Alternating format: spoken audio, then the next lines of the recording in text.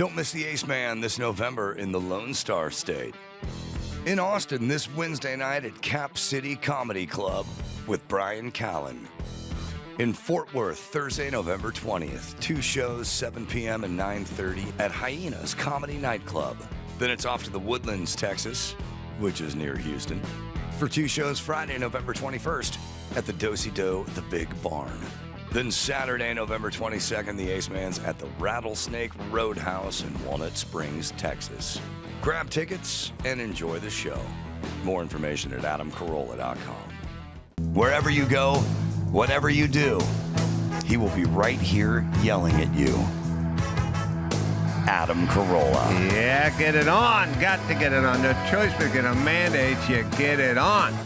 Thanks for tuning in. Thanks for telling a friend. We love that about you. Yeah, Richard Marx, cool guy. Comes in, talks music. We'll get into that. ELISHA KRAUSS has the news. She's such a pro. I feel like... is it endearing that you haven't yelled at me, or am I not like an official member of the team because you haven't yelled at me yet? I don't do a lot of yelling at people. I do a lot of telling people the same thing over and over again, which bothers the hell out of me. But I just realize it's kind of the new world order, is to tell people the same thing over and over and over again. But which would account for like 40% of my adult life. You Not know? half? I feel like it's like close to half. Close to my half is having conversations with people about stuff that's been discussed quite a few times beforehand. But that seems to be the new world order. And since you don't have to repeat things to me, we're okay. Yeah. Well, also, I appreciate you. Oh, thanks. That's so nice. You're a pro. I'm going to be grateful for that on Thanksgiving. Yeah. When they're like, what are you grateful for? I'm going to say that Adam Carolla appreciates me. I like people who do their job well. Oh, hey. And that's you. I'm sending this to my agent. Thank you very much. Yeah, you do a good job. You do a job and you do it well, ELISHA KRAUSS. Thank you very much, kind By the way, sir. Weekly op-ed at the Washington Examiner. Yeah, this week I'm going to be talking about how teachers' unions and J.D. Pritzker don't care about your children. Surprise, surprise. Well, what they care about is... I mean, this is an epidemic problem, but they get paid by the teachers' unions and they get put into office by the teachers' unions. And I don't know if you guys think this is as big a problem as I think it is, but I have 2 kids 5 years ago, and they're going to high school. And then they're told, you can't go to high school anymore because we're closing the high school. And then I go, who closed the high school? And they go, the governor closed the high school. And then I go, why don't we reopen the high school? And then the teachers' unions who pay the governor and contribute to the governor say, because we said no. Yep. I don't like that form of society. I would like a society where you took no money from the teachers' unions. I don't know why the teachers' unions are allowed to give you money, because then you do their bidding, which is what happened in Chicago. And it's even the CDC, Rochelle Walensky got totally corrupted by the teachers' union. So I don't want the officials that are making decisions to be corrupted by a group of people who don't feel like going back to work. Son, that's just me. You were talking to the gal that was homeschooled all 12 years and dropped out of college. So I'm no fan of teachers' unions either. And they're all the worst people. And they really are. Every single one that's doing the Charlie Kirk neck dance turns out to be a teacher the next 2 days later. You find out she teaches elementary in Illinois somewhere. So not heroes, mostly cowards, and I'm done. And if you weren't in a union, I'd be fine with it. But you are. They love unions. They get controlled and put in office by unions, and then they become beholden to the union. Yep. So and I don't what like really it. sucks about it is that it's our tax dollars paying for that union that then just chooses to elect Democrats, too. Yes. Anywho. Who will do what they want them to do. Anywho. Yes. Do you like to play chess? And meanwhile, it hurts the kids, but that's not what they care about. That's what they talk. They talk. You know who talks about the kids the most? Nancy Pelosi. She does everything for the children. When she's not eating Haagen-Dazs in front of a double-wide refrigerator, she's worried about the kids. Or calling Trump vile. Or gaming the stock market. She's worried about the kids. $16.5 million. Worried? That's what she allegedly made because of stock options that she made while in Congress. She's worried about the children, though. Uh-huh. She should give them that $16.5 million. Yes, I don't play chess. I don't play chess. I don't speak a second language, and I do not play an instrument. Oh, interesting. All stuff that I've deemed me Unfit. I don't have the skill set for it. I agree. Or the patience. I understand. Or the something. I know I can build a house because I that's doing something. But And that takes sitting brain. and studying, I can't do it. Yeah, no, it takes a You're an certain active kind of learner. I'm an active learner. Well, I bet you could play chess better than Kamala because we have this really funny video. I don't even want to like lead into it. I just feel like you just need to observe and be in awe of the level of, I don't know, just unawareness. Yeah. Okay, we just got to play the video. But to be fair to her, can I say this? There is a trap. There's a trap where it's like you surround yourself with black women and all they do is nod. At everything that comes out of your mouth, they go, "Oh yeah, I think that's everybody all right. in leftist oh, media. Yeah, oh yeah." But you don't realize someone is filming it, and then it comes out later, and you look like an asshole. Well, here's what I'm saying. Mm-hmm. Let's just say I just went in a room with a bunch of wild racists. And I was like, man, they shouldn't let these Asians drive. And everyone's like, yeah, And I don't know, was the Holocaust, did that really happen? And they're like, you go, Adam, you go. And I was like feeling good about myself, but someone was filming it. And then later on, they put it on the internet, and then I look like an asshole. Yes. Don't get used to the people in the room. Oh, you got to think of the larger audience. She surrounds herself with softball, like-minded cows who nod their head at everything she says, and she goes, right? Really what you need is to get my friends or my family around you going, I don't know about that. I don't know. Or Be careful where you go there. What about even registered Democrats that maybe voted for Biden and then didn't vote for her? Right. Like you know what somebody I mean? to stop you on your verbal retarded roll. Okay, so listen to her talk about nothing, and then listen. But it's she says something, but that something is a straight up lie. As you're about to and then see. it's just people around her going, oh yeah. Was aware of my opponent's strategy. Mm-hmm. And I wasn't about to fall prey. Yeah, I'm doing my black woman voice. Or fall into those traps. Mm-hmm. And part of his strategy and those around him was to try and take me off our game and message. And I wasn't about to be distracted by those flames that he was trying to throw to get me away from one of my highest priority, which was talking to people about the economy and their well-being in terms of their financial well-being. And I understood the game that was being played, and I made a decision that I wasn't going to get played. Oh, yeah. Do it in the voice. Yeah. Go. Keep saying retarded shit. Indian lady. Here we go. Yeah. Three-dimensional chess. I'm telling you. Yeah. She was playing three-dimensional chess. Right. And she clearly lost. But she's bragging about it. She should have been playing Stratego because she had no strategy. Stratego! All right. So here's a weird thing. I got a lot of thoughts. Oh, there's a lot of thoughts to have just from that 50-second clip. You may not feel comfortable with all of Oh, them. God. You know me well. Yeah, I know you well. Yep. Just could we limit the level of the B word? And I don't mean black. I mean the other B word. Now listen to me. Yes, sir. First off, if you watch this tape, let's just say, Dawson, let's just say you went into a coma a year ago and you woke today and I showed you this. You go, when did they film this? I go, 2 days ago. You go, oh my God, she's the president. Kamala's the president. Oh, dear God. Oh, dear God, she won. She won. Back into a and coma. I'd go, no. She didn't win. She didn't win. And then Dawson, you'd go, wait a minute, when did she tape this? A year ago? No. She taped this on Monday.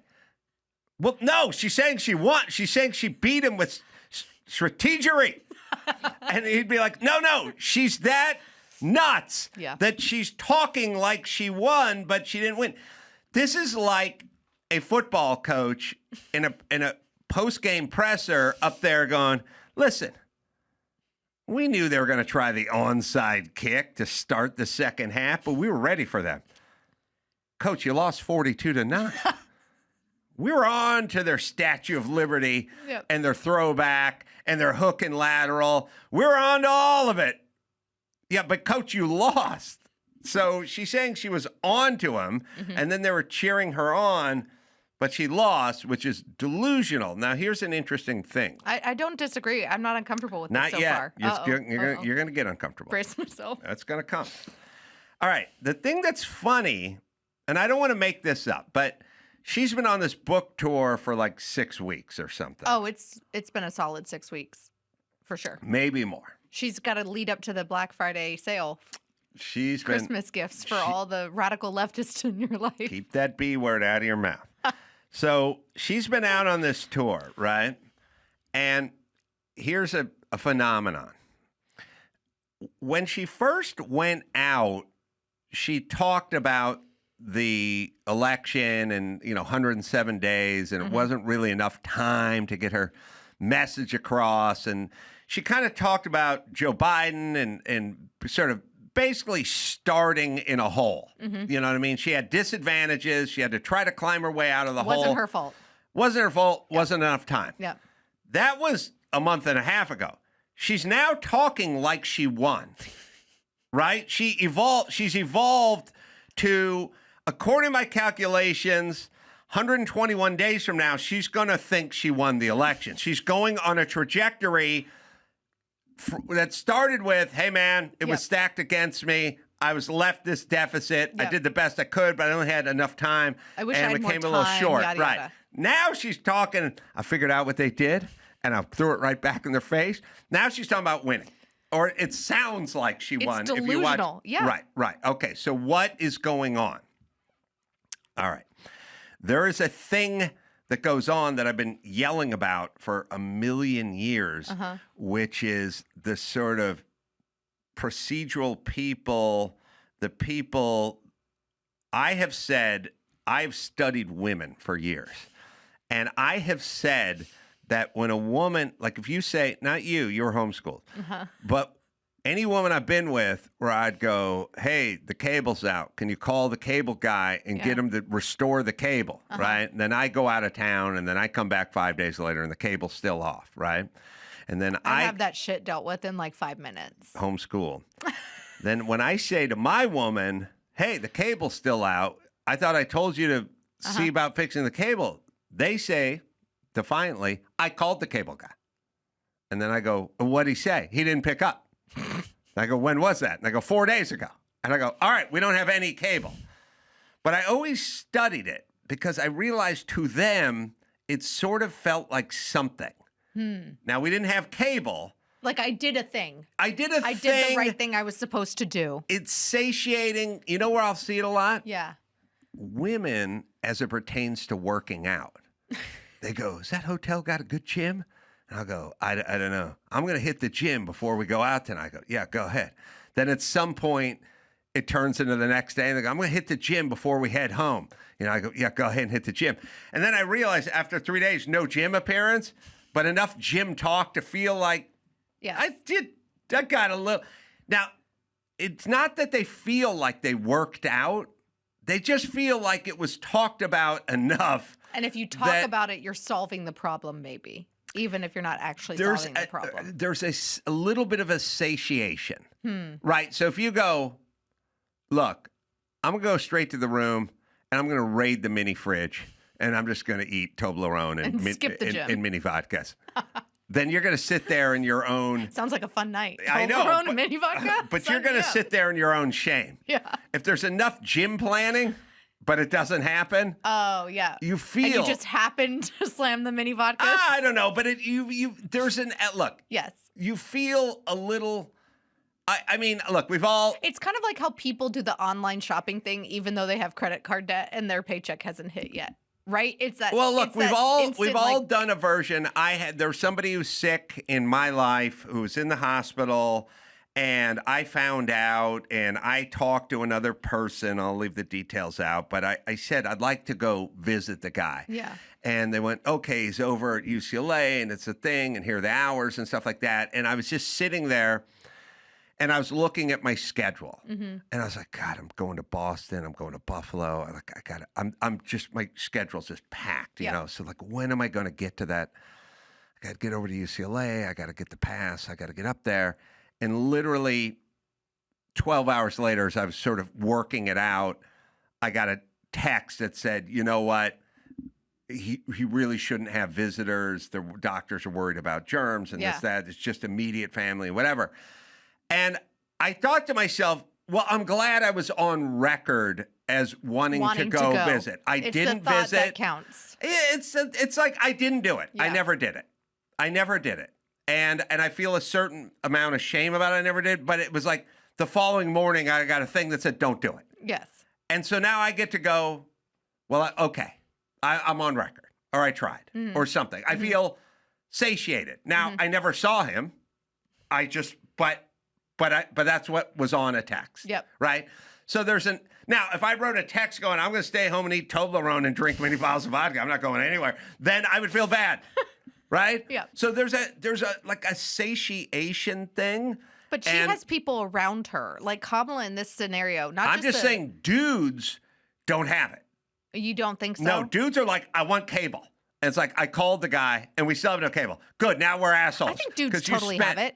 If do. dudes didn't have it, well, I think it's human nature. I understand what you're saying about women, and it could be with different things. But I think if dudes didn't have it, then we'd have a heck of a lot more billionaires out there. We'd have more entrepreneurs. We'd have more maybe cures for cancer. If like just humans naturally were like, I'm going to do this thing and not just talk about doing the thing, but actually doing the thing. Well, I don't know exactly what you're saying, but I'm saying as it pertains to feeling satiated because you called the cable guy, but no one ever picked up. Yeah. Guys just get frustrated by that. Like a to-do list. And don't feel like they can check it off that list. Yeah. And feel stupid because now they feel like they wasted time and they still don't have cable. So what you're really saying is everyone should be homeschooled by a Navy brat and an Eagle Scout. Yes, because there's a certain amount. Because then you get there's a satiation. And so when all the ladies from LA City Council get together and talk about raising the poor and treating people with dignity and giving people a hand up but not a hand out. And all increasing kinds of our sanitation and then costs. they go, now we're going to Chipotle, and they all break and they go home and nothing happens. But they feel like something. We had a meeting. We did discuss it, but nothing happened. That's what I'm saying. You can watch Kamala, who's the word. She's the word salad. It's Kamala. Kamala. You can watch Kamala, the word salad queen, using her salad to talk herself into something that didn't happen. Now somehow she beat Trump on paper or has a moral victory or she something. She played the strategy. She strategized. Right, but you can see where she's going. There's no such thing as a dude just talking about woulda, coulda, shoulda. He's just going, fuck it, I lost. I'll run next time. She's talking like she won. I think that, though, there are liberals out there, men and women, that do the same thing. Like Pete Buttigieg thinks that he was like the greatest transportation secretary ever. No, there are plenty of deep leg crossers, deep leg crossing men who think like chicks and do this. Yes, 100%. There are plenty of dudes. Gavin Newsom does it. Yep. It's all the pablum talk. It's the opposite of Trump. Trump's like, hurry, hurry, hurry. What's going on? Let's cut a deal. I don't want any of this. This is slow down. Let's sit down. Let's sit a seat at the table. Remember all the good things I did? And it's like, well, what happened in Palestine, Ohio, man? Right. But he's planning on running in 2028. Buttigieg. Oh, good luck. Yeah. Maybe she said some funny stuff about him on the book tour, too, early Buttigieg? on. Yeah, she pretty much said, like, she didn't pick him because he was white and gay. Well, they do have Could you imagine Donald Trump saying that? How much coverage it would get in the news? They have a problem with gay dudes in that side of the aisle. They have a problem with white dudes, I think. White dudes and gay dudes. Yeah. Yeah. There's no one wants to vote for gay dudes on their side of the aisle. But also he's incompetent. So we got that going. He's the guy let you know about racist bridges. So it's Pete Buttigieg. Done with debt. All right, let's be honest. When you're buried in debt, the natural move is to go, I'll deal with it later. We've all done it, but later turns into never. That's where the folks done with debt come in. They told me something I didn't know. There's actually a little-known strategy that can help wipe out your debt. Not someday, not when you win the lottery, this fall. Here's the deal. Certain lenders, credit card companies, they got year-end books to balance. They need to clear some debt off before audits. Done with Debt knows who they are, and they go right after those deals. No bankruptcy, no new loan. Just a smart strategy that gets you out from under it. Most people end up with more money in their pockets the first month. So stop saying, I'll deal with it later. Later is now, right, Dawson? Get started now while you still have time. Go to donewithdebt.com and talk to one of their specialists for free. Visit donewithdebt.com, donewithdebt.com. Home title lock. Well, if you're a homeowner in America, you need to hear this. There's a new kind of real estate fraud going around. It's called title theft. The FBI's been warning about this, and yeah, your home equity is the target. Here's how it works. Criminals forge your signature, use a fake notary, file one document with the county, and on paper, well, they own your home. They can take out loans against your equity, even sell your property, and you don't find out until the notices start showing up in the mail.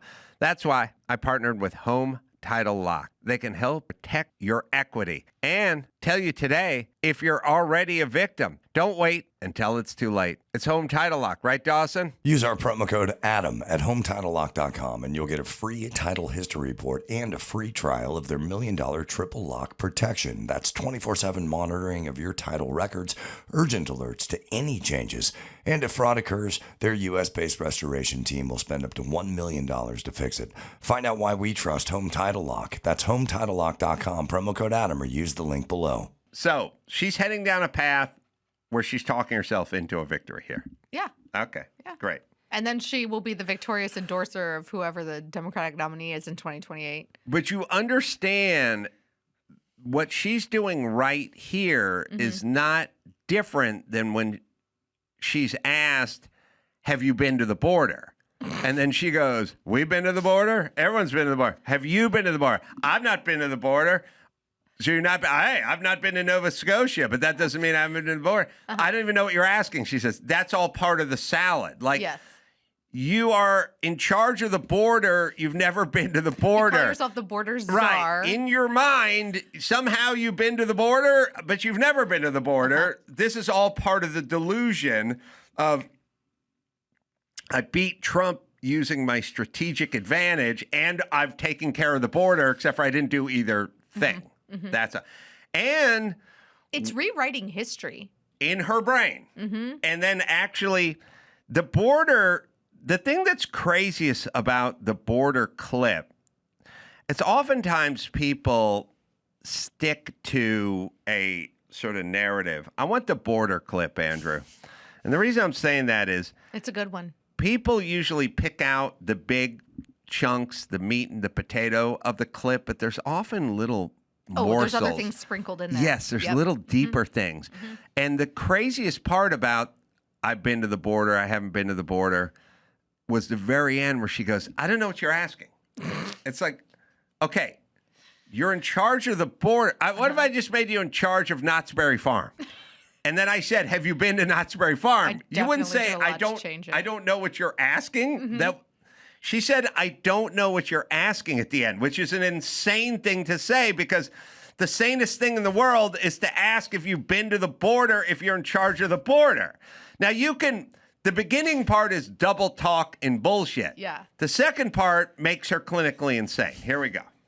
Do you have any plans to visit the border? I'm here in Guatemala today. At some point, we are going to the border. We've been to the border. So you can pause it right there. We're going to the border. We've been to the border. I'm in Guatemala right now. Like the hands. Well, it's also just an insane thing to say. Like if you said to me, if you've ever been to Nova Scotia, and I'd go, we're going to Nova Scotia. We've been to Nova Scotia. That's an insane thing. Or I could say the Bunny Ranch in Laughlin. I'm going to I've been there. Like, going to a Lakers game anytime soon? I'm going to it. I've been there. Okay. Yeah, it's an insane thing to say about. It's also welding school. It'd be insane to say, if you're going to I'm going to. I've been to welding school. I think it's also funny that she just throws out, well, I'm in Guatemala as if that's supposed to be the border. To be fair to her, she doesn't know. She's going to the doesn't know access geography. whatever's to figure out the systemic something or whatever. All right, but it's the end part that's the good part. We are going to the border. We've been to the border. So this whole thing about the border, we've been to the border. We've been to the border. You haven't been to the border. And I haven't been to Europe. And I don't understand the point that you're making. Okay. She doesn't understand the point that you're making when you're the border czar and someone's asking if you've physically been there. Mm-hmm. And this was him doing this interview after she'd been criticized by Republican congresspeople for not going to the border. So it was in a conversation around all of that. And also, it's pretty standard fare in that if there is a tornado, then you go to Kansas and you walk. It's what politicians do. No, you're not putting up a fence. You're not triaging any folks that are dehydrated from the walk or anything. You show up, you walk around, you take a couple of pictures, and you leave. She could have or should have staged a picture like AOC did. Yeah, go find some fencing. And cry. Grab a knee and weep for the kids in the cages like J-Lo. And then you dedicate your halftime show to it. There you go. Except nobody saw that part. The kids in the cages? Yeah, didn't she end up having to toss it out? I cut up a funny thing. I don't know if Dawson can find that. I watched her special or her Documentary, right? doc. Yeah. And it was all talk about kids at the border. And then the halftime special came around and she just shook her ass the entire time and didn't say anything about the kids, which made me laugh. And we intercut it. And it was funny. I think I've seen that one before. It is quite hilarious. It shows kind of what a clown she is. Or how insincere, or whatever. Yeah. I don't know what she is. She wants people to think she does this, but she shakes her ass for a living. I think when it comes back to Kamala, I mean J-Lo, Kamala, anybody, right? That when they espouse these ideas or they say these things with such, I guess, passion, or like you think that like what is happening with their spouses and their friends and their family around them that don't step in and be like, hey, so that was a little crazy that you said that you were playing 3D chess and that you out-strategized Trump and were able to avoid his, hits on you. I don't know. I don't know that maybe they're you should able. circle back to not having enough time or like all of the progressive causes you want to help. I don't know that they can prevent it because she's just saying it. They can't prevent it, but they can But no, for me, I agree with what you're saying. If she had, that's what a good friend would do. yes, Right? look, anybody should be like, look, you're the border czar. We're going to fire up Air Force 2. We're going to take you to the border. You're going to walk around for 15 Just go minutes. to El You're Paso. get right back in the plane and go right back home. Yep. And then you can say, I've been to the border, because we're not going to put you out there in front of all the press and you've never been to the border, because they're going to ask. And then we're going to look like idiots. So I don't know why they didn't figure that out. Or they can just prep them and go, look, they're going to ask. So then you go, hey, I'll tell you what, I've never been to the border, but as soon as we're done with this interview, I am going to the border and I will report back on it. Not like be confused by it. Or pivot, right? Pivot to my staff has, or I've been talking to these leaders, or I just, sometimes this happens with people on the right, by the way, too. Like, not just to pick on Kamala, because she is low-hanging fruit and easy to pick on. But Buttigieg is low-hanging fruit. Go ahead. Trump didn't work. That'd be a perfect thing for Trump to work into his Buttigieg thing and then do the thing where they go, will you call him fruit because he's... No, I'm not. What do you mean? I didn't even think of that. okay, that one got me. That was a good one. Go ahead. Is that they sometimes say things like your job when you're a politician at that level is to just be prepped for this kind of stuff. Like, it is so easy. And maybe I think it's easy because I've been in communications and production and stuff for a really long time in conservative media. But sometimes I see people and I'm like, did you not have an answer ready for this? Did you not prep ahead of time? I'm with you. You can say this. You just go, look, I got a whole team and I got info and stats and I'm briefed. I don't need to physically go walk in the dirt. I can see how many people are coming across on a daily basis. I get briefed every morning about what's going on in the border. And make the Republicans the bad guys because they don't care, something. Right. It's just right there. It's like with the Karen Bass fiasco of being in Ghana, and then she gets asked by that reporter coming back from the airport, and it's like you had an 11-hour flight and you couldn't come up with what you were going to say. I'm going to tell you something else that might upset you. So far, nothing's upset me. Oh, really? Maybe I'm not as genteel Really? as you think I am. All right. Okay.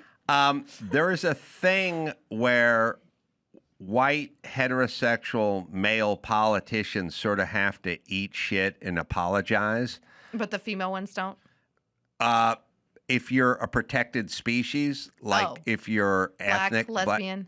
or all the above, then you never have people coming at you going, apologize.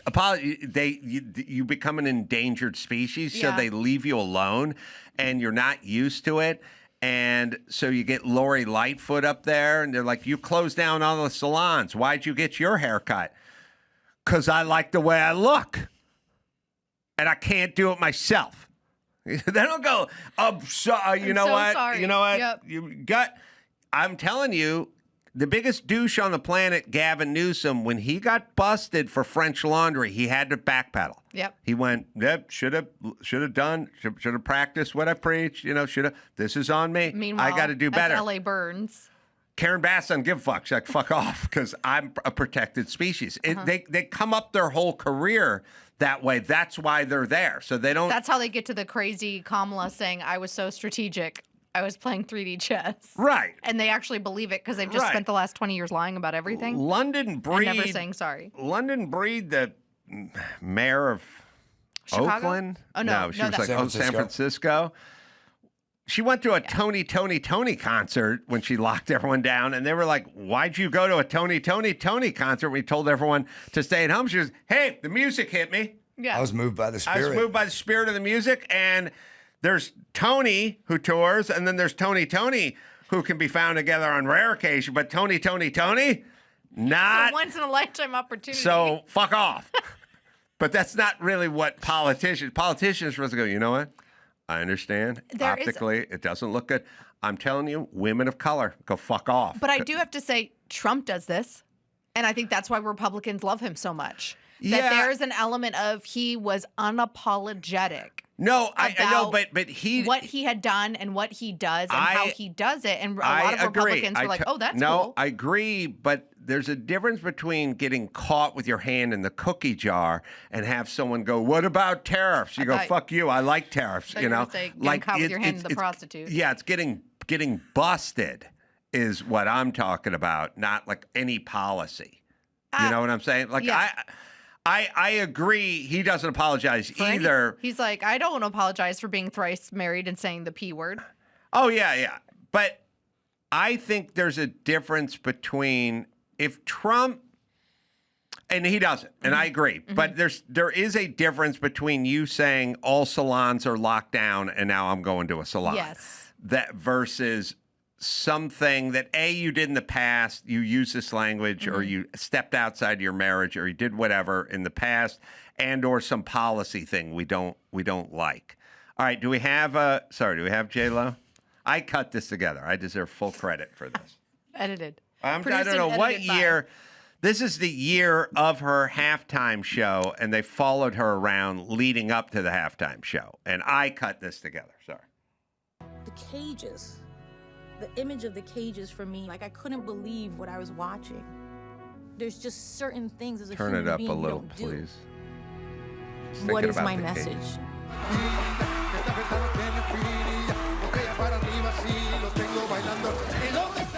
This is a dark subject matter, but if we can get the message across in a beautiful way, where it's soft and it can be received, then maybe more people get the message. I'm trying to give you Just something shaking with her ass. substance. Not just us out there shaking our fucking asses and fucking belly dancing. I want something real. Just start shaking her ass. This is about human rights. I'm facing the biggest crossroads of my life. All right. But to take out the cages and sacrifice what I believe in would Which be is like shaking my never ass. being there at all. Ass. All right. So we're getting back to the word salad double talk, which is in their head. I They're did the crusaders for children. I did a thing because I talked about it on a documentary for 40 minutes. But when the lights go on, shake that coolie, bitch. Yeah. Damn So it, she that acted you- like she did something. She did nothing. She did nothing. However many kids were in cages, there were there before and after her parents. She brought light to nothing. I like that they have to play. I just want to hear the top one more time because I like to have to play the sad music. And then they show. I love it when CNN just finds like a 3-year-old crying and goes, look at this. Look. You don't really love it when CNN just finds a 3-year-old crying. It's funny. It's funny. The cages. Oh. The image of the cages for me, like I couldn't believe what I was watching. There's just certain things as a human being you don't do. What is my message? All right. Anyway. All right. She does nothing. But accountability. But she acts like she does something, and that's the new world order. She'll still be invited. It's like when she went to play for some fascist in the Middle East. You know, that was abusive to women, but he paid her like $500,000. Did he keep kids in cages? Probably. And some wives, too. Who knows? Can't remember the exact nation, but she took like an undisclosed amount of money. And some people were like, wait, why are you going to play for this like oil sheik that mistreats his own people? And she still fundraises for the DNC. So there's no accountability ever. All right, let's do one more. One more story. Stephen Colbert has now said the quiet part out loud. This is from our friends over at the Daily Wire. He admits that late night TV tells you how to think. We have a clip of this in a recent interview with GQ. I'm curious what you feel like the great affirmative case is for a show like yours. Why should shows like mine continue to exist, or like Kimmel or Jimmy or whatever? And I said everyone plays a great affection, which is why I'm saying I said, why? Oh, we're like your friend who at the end of the day paid attention to the news more than you did. And you're aware of it, you just didn't do the detail work that we did. And then we curate that back to you at the end of the day. But it's really more about how we feel about it, or I as the person who like is the vehicle for that, how we felt about today. All those things that might have made you confused or angry or anxious or happy or surprised or something like that. I feel that way at the camera, or to the audience, really. I'm really performing for the audience, and the camera captures it. He's a hero. What happened to just being funny? Oh, man, you got to get people vaccinated, man. So you got to put the humor out the window. Yeah, he's a pompous guy, and he's prickly, and people don't understand that about him. But it's so interesting that he's like, well, you didn't have time, so I'm going to do it for you, and then I'm going to tell it through my lens. It's like, but then they also want to shut down conservative media or Joe Rogan or you or Ben Shapiro and others, right? It's funny. And it's like, you guys essentially do the same thing. You've just always been honest about it. He looks at himself as one of those meal prep services. Like, you work hard. You got a lot on your plate. You don't have time to make a home-cooked meal. For as little as $10.99 a day. Delivered to your door. New menu. Menu changes every week. Yep. Kid-friendly menus as well for those picky eaters. That's where Colbert cuisine. He'll bring it right to you. He'll shovel it into your face, and you'll like it, bitch. It's not funny. It used to be Colbert comedy. Now it's Colbert cuisine. All right. J-Lo has performed in Saudi Arabia for the children in the cages, most recently at the Formula One Saudi Arabian Grand Prix, April 2021. So a few months ago. And then when she's done hammering checks over there, she'll get back to the kids in the cages. That's all. All right, Elisha, good job. Thanks, sir. Good to see you. As per usual. Richard Marx is going to join me in studio right after this. Homes.com. Some might say Homes.com is the best home shopping site. That's what most would say. But it may be that Homes.com has super comprehensive and transparent agent directories, or maybe it's that Homes.com is the only site that always directly connects you with the listing agent who knows the home the best. Perhaps it's because Homes.com has the most in-depth neighborhood content of any home shopping site that's extensively researched to highlight the personality of each neighborhood. Homes.com, well, they go above and beyond to bring home shoppers the in-depth info they need to find the right home. I love checking out homes.com. It's a hobby, but I think you should check it out too. If you're looking to buy or you just like kicking tires, you go to homes.com. Homes.com. We've done your homework. Hydro. Well, you know those workouts where you finish and you wonder, did I actually get any stronger? I can't tell. Well, with Hydro, no guessing. In 20 minutes, you work 86% of your muscles, arms, legs, core, in one smooth, low-impact motion. The new Hydro Arc, well, takes it further. With a massive 24-inch HD screen and powerful sound for an immersive experience, it tracks your power, endurance, and precision each time you row with Hydrometrics. Gives you real insight to your progress. Plus, Arc personalizes your workout, so you don't have to wonder which class to take. It adapts to you. Workouts are filmed with Olympians in breathtaking locations, keeping things fresh and motivating. I do my workout at home. It's just 20 minutes, so there's never any excuses. I got my flight delayed the other morning, and I just went, well, it's delayed. You got time. And I just knocked it out in 20 minutes.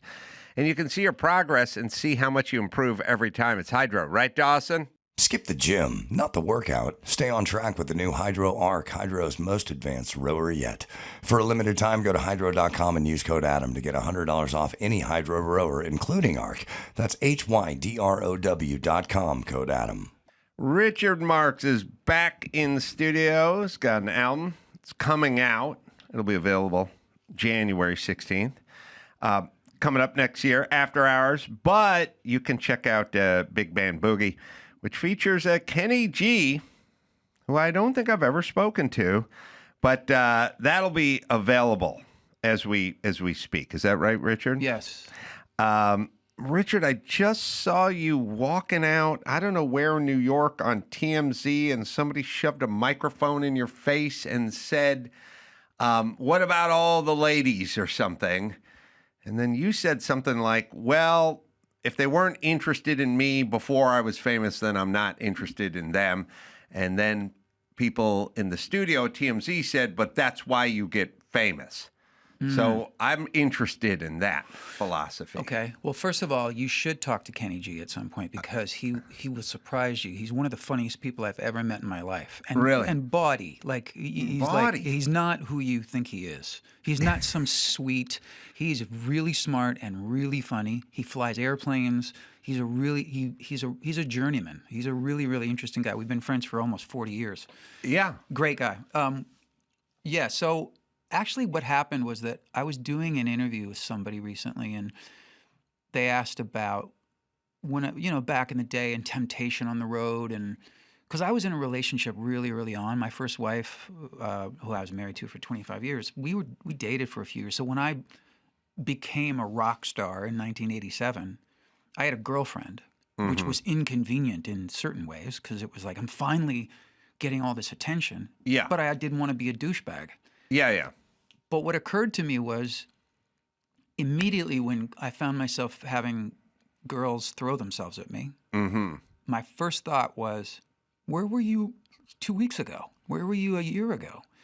And I realized even at 23 that it was the power of MTV and it was photographs. And it was like, I didn't have game up until then, so it didn't really mean anything to me. It was sort of like easy to go, yeah, I'm sure you threw yourself at John Bon Jovi last week, Yeah. Well, all right. So let's try to figure this out. Say I had some of the same trajectory, not the same, but I was on MTV, and I did understand what it was like to go from the guy who drove a truck and worked on construction sites and stuff to the guy who was on MTV, and then it was a different dynamic with women. Yeah. So a couple things. I figured out that women, like they go, well, you wouldn't do that with a stranger, but you would do it with the guy from MTV, whether he was hosting a show on MTV or his videos were being shown on MTV. And then I realized, I think for women, they need to think they know you. And when you're on TV or on stage or somewhere, they think they know you. Or what it is you're safe. Because if you meet a guy at a bar and you just go home with the guy from the bar, you don't know who that guy is. Right. And they've seen enough movies where the guy had the Ted Bundy good looks and turned out to be an American Psycho guy. They've seen enough of that. Right. But you, I see you on MTV or I know you from the radio And if or whatever it anything is. untoward did happen with a stranger, they're going to go, Steve Schlemensky, and nobody knows who that is, but they could say, Adam Carolla felt me up when I said no. Richard Marx Yes. felt me up when I said no. So there was that protection too, probably. Right. So women sort of want to know, like they know who you are, or at least they feel like they know who you are, and then they feel thus sort of safe with that's that guy, not some guy I've never met before. And then it gets into your part, which is, oh, she's only doing that because you're on TV. And then most people in bands or on TV would say, that's why I got on TV. That's true. For this. And then I don't even know if that's a strike, because if you sort of want to really break it down, you go, well, you're with her because you saw her from across the room and she's such a beauty that you want to come and talk to him. Why is that not frowned upon, but yet them seeing you on TV or hearing you on the radio frowned upon because they're only with you because, everyone's only with somebody for a limited number of reasons. For guys, it's mostly aesthetic, and for women, it's aesthetic meets that guy I saw on TV or what have you. 100%. Right. So I don't know that we're figuring this out. I don't think we are. I think we're just agreeing with me. No, but But I will say this, as a person that used to be a civilian, as we all started, high school, all that goes on with that, and then you're out and women are coming at you, you don't have a muscle built up to ward them off. Well, it's not about warding them off. It wasn't like, oh my God, I hate this. It was never that. But not to give, good-looking women, a lot of good-looking women are good-looking when they're 13 and they have a life full of telling guys no thanks, but no thanks. Right. Guys don't have a life of telling people thanks, but no thanks. We hardly know how to do it. Right. We're like someone who gets rescued from a desert island and end up at a buffet. Yes. We don't know Yes. to limit ourselves. And I think that's where the trouble comes in for guys. Which is really what the whole basis of the conversation was in the interview, which was it was less about what we're talking about and more about what kind of person did I want to be, even at 23. Having a girlfriend who was amazing and who I ended up marrying and staying married to for decades, had my 3 sons with. Did I want to be the typical douchebag who fucked around on the road, or did I not want to be that guy? And so that's what I worked at. So I've distilled it down even further. Go. Which is the difference between people who find a wallet and people who find cash. Most people who find a wallet will do the right thing. Correct. They'll see ID in it and they'll go, I got to return this to the lost and found at the front of the mall or whatever. When you find cash, most people put that in their pocket. Right. And that's a good analogy. And I would never go out cheating. Like I'm going out trying to go to the bar. My girlfriend's at home. I'm like cheating. When you go out and you're out of town and literally you're checking into the hotel or whatever, and someone walks up and starts talking to you, it ends up feeling like found cash more than I'm going out stealing wallets. Oh, shit, man. I wish I had that analogy back then. It was just it was like as if a $100 bill was on the ground at the hotel when I was checking in, honey. And your wife of 25 years was with you since when? Before I had a record deal. Before anything. That was a big part of it, too. But she was the first, and she was beautiful, and she was successful. And did she recognize your talent and sort of know that there was something here? She did, but when she met me, I was a 21-year-old struggling musician. How rare and unique in L.A., right? Right, and that was in L.A. I was a dime a dozen. She believed in me. She thought I was talented, but she also fell in love with me as a person. Mm-hmm. So, and we were together for a couple of years before I got a record deal. And then when things happened, they happened so fast that the next thing I knew, my first single was a hit, and I was on the road, and I didn't come home for 15 months. Really? Yeah. Were you? Were people opening? Were you opening? Yeah. Like, how'd it go? I'm always curious on the who opened for who, because the stories are always great. Yeah. About this band on the way up or that band on the way down or whatever that was. We put out the first single, which was a song called Don't Mean Nothing, 1987. I had help from Joe Walsh, played the guitar solo on it, Randy Meisner and Timothy Schmidt. Yeah. It's gotta. We're singing background vocals. It's got a little "Life's Been Good to Me." Totally. Dun, dun, dun, dun, don't mean nothing. Totally. Life's been I was a good. huge Eagles fan. I love Joe Walsh. Yeah. I So love Joe that guy. Walsh, I love I didn't James know Gunn. Joe Walsh back then. Somebody I knew who knew someone who knew him, like 3 people removed, played him the demo of that song. And he went, "I like that song. See if he wants me to play guitar on it." Do I want Joe Walsh to? Yeah. Let me think about it. You know what I mean? Yeah. So great a week licks. later, he comes in, plays the solo, plays some extra parts. Such a great guy. I still know him to this day. In fact, just recently, we were at a party together, maybe 6 months ago, and I hadn't seen him in a while, and I got to put my arms around him, and I said, it's been a while since I've told you. Thank you for playing on my first record. It was a huge help to me, and he's such a classy guy. So the song took off. He's got a good sense of humor. He's very funny. And a lot of people don't have that in rock and roll, or maybe, here's a question, and we're going to circle back. You're not going to let me answer the question, are you? No, go ahead. You got bored. No, It's okay. I am, but I go ahead. had something popped in my head, which go is ahead. there used to be a lot of bravado amongst musicians. They had bravado, like especially those bands from the 90s from like the UK and stuff. Like they came in with kind of tough guy personas. Yeah. And they and even rock and roll. And now you see like Gene Simmons, and he's like schmaltzy and funny, and everyone's let their guard down He's or something. 75 years old. Right. So is it an enlarged prostate, or is it a different time? You know what I mean? Like people, rock and roll used to have like a little bit of persona. Like I don't fuck around. I I hear don't you. joke around. And Joe Walsh was a guy who screwed around back in the day when everyone else was like making tough faces. He and was being the everything. anti-Don Henley.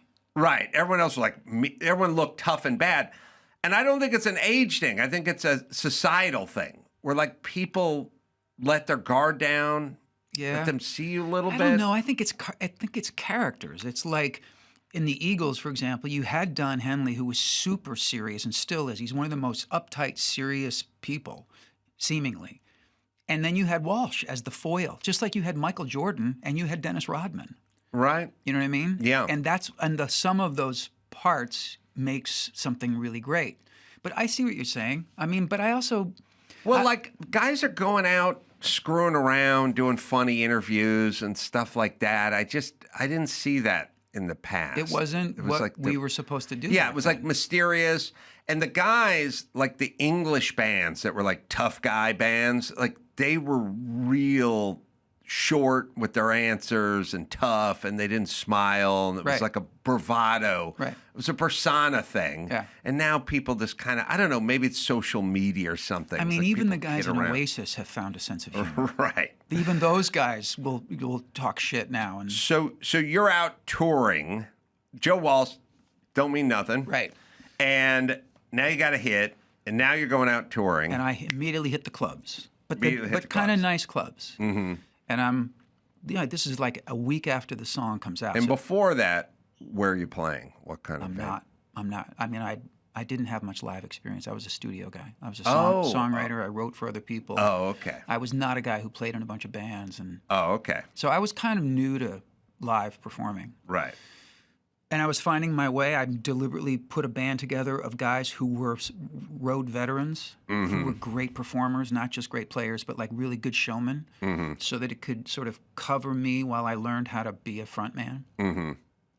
And we, the first couple of weeks, we played to 12 people here and 15 people there. And then the radio, and then MTV added the video, and then all of a sudden things started to go great. Right.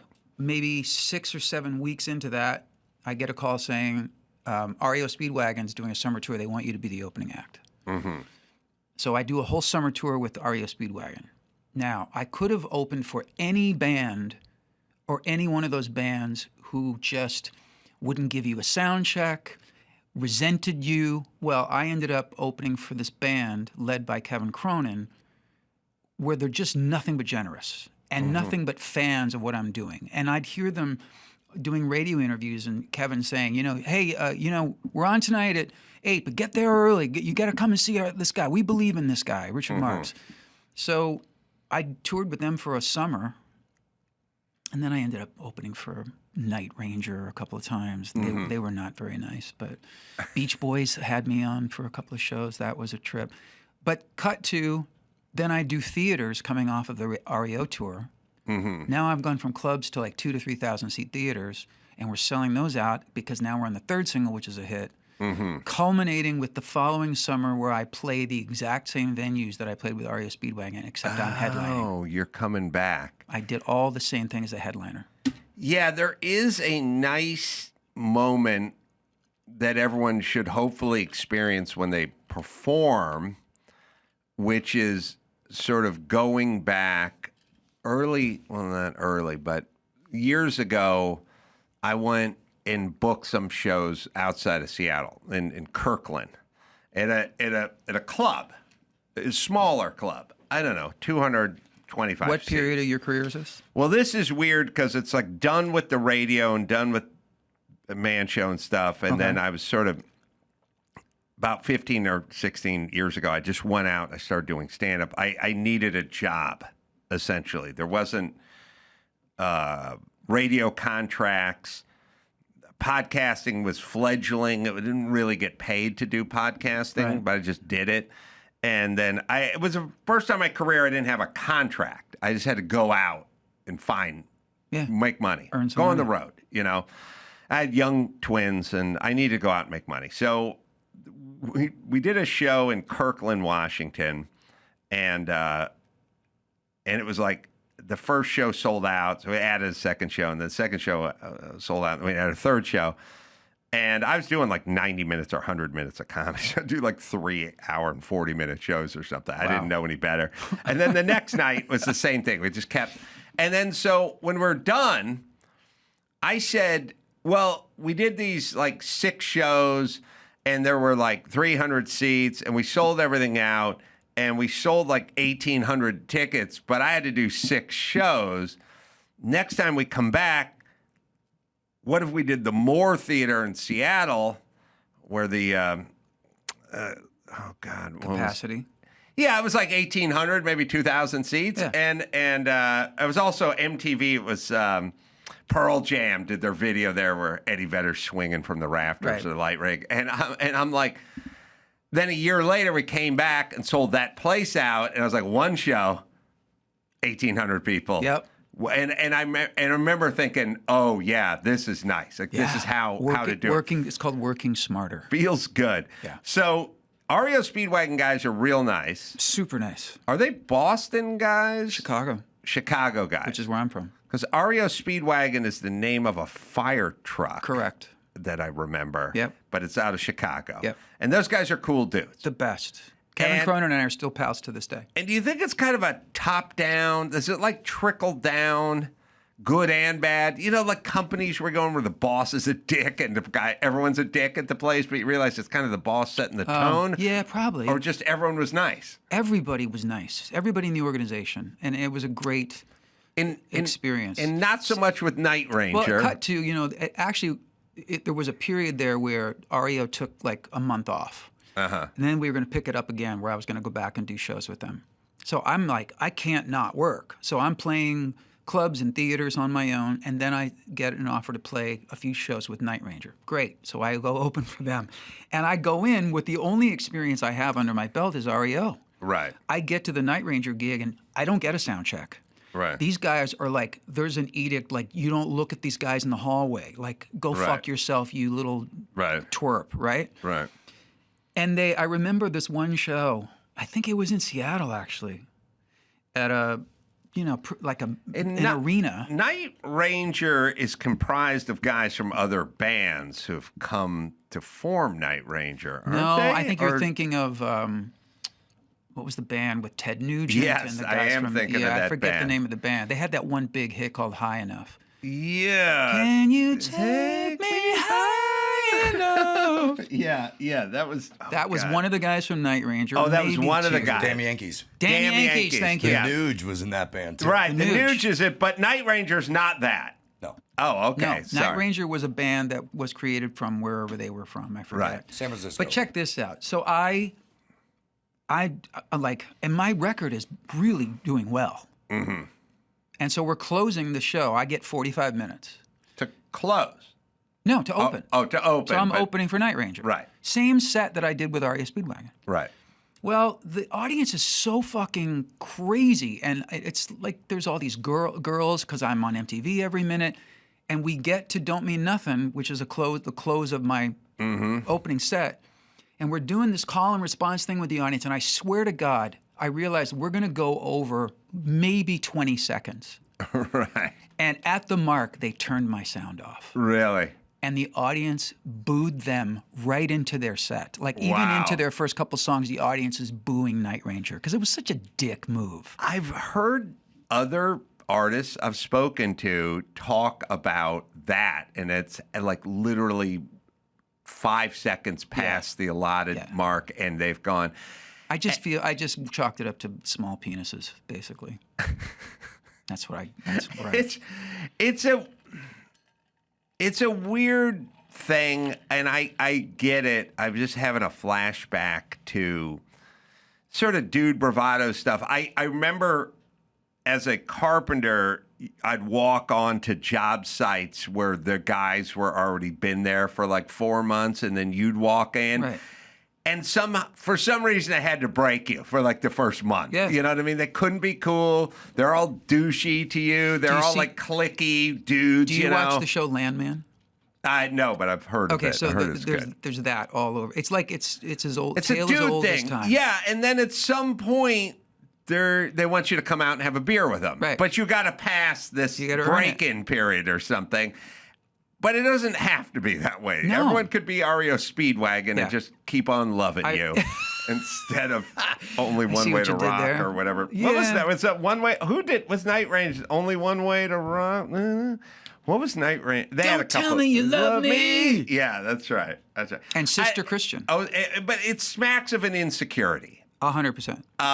And with the with my experience with Aria Speedwagon, it would set the tone for me going forward as a headliner of how I was going to treat my opening acts. So everybody who ever opened for me got a sound check, unless there was if there were technical issues or something where we literally couldn't give the opening act a sound check, I would go to their dressing room and apologize personally and say, guys, I'm really sorry.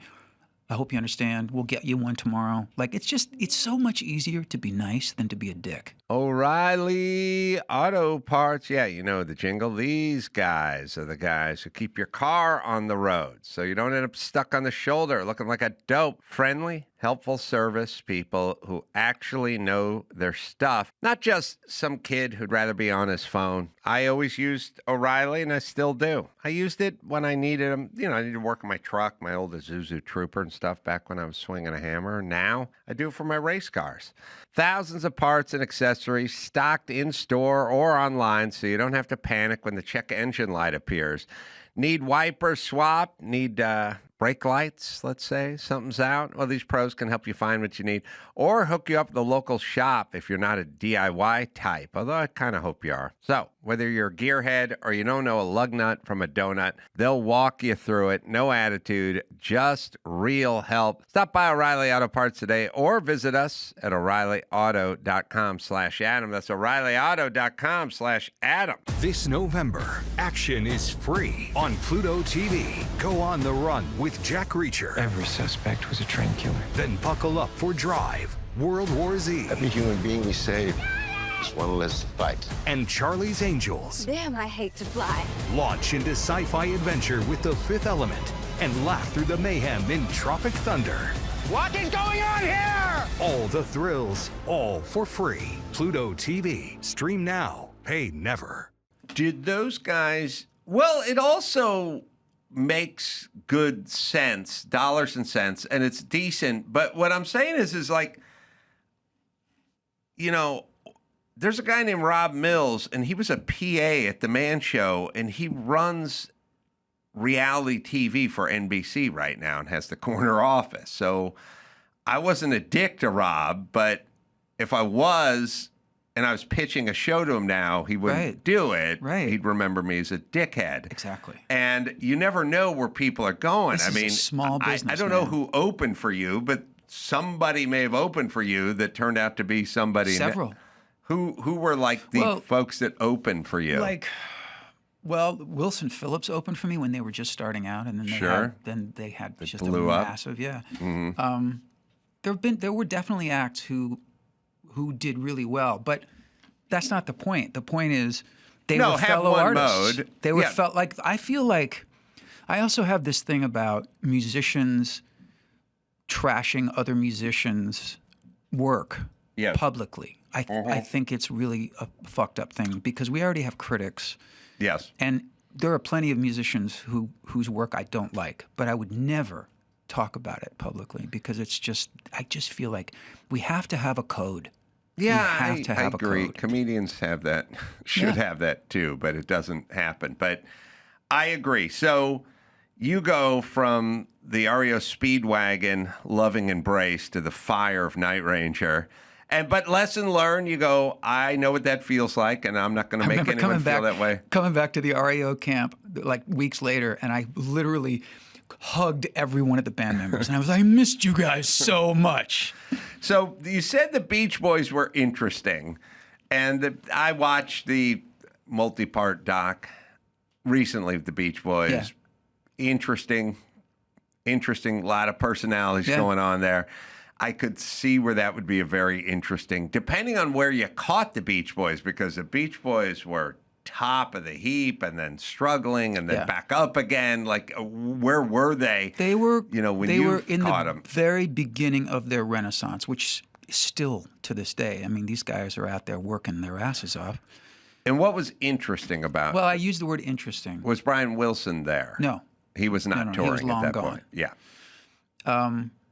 I did just a couple of shows with them in arenas, opening for them, same set. And you got to remember, like, this is probably 1988. And they have that big song from Cocktail. The made-up name. Kokomo. Going to Kokomo. Yeah. Massive single. Sure. So the Beach Boys are back on MTV. Right. They have a top 10 single, maybe even a number 1 single for all I know. So they're doing really well. But I'm feeling like, wow, this is another great opportunity for me to get in front of, 15, 20,000 people as I'm on my first album. Mm-hmm. And I'm feeling really good at this point. I'm 6 or 7 months into my touring career, and I've become a showman. And I know how to get an audience up and dancing. And from studio guy to showman, from the wrecking crew onto the stage. So I walk into those gigs, not cocky, but confident. Like, I know what to do. In fact, I was like, I'm going out in the audience. I'm going to run out in the audience.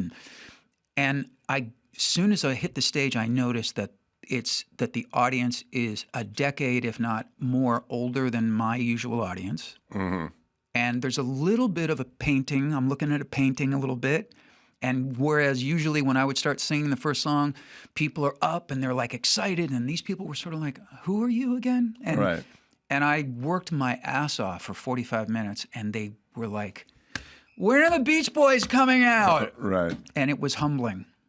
So the word shouldn't have been interesting. It was humbling. Yeah.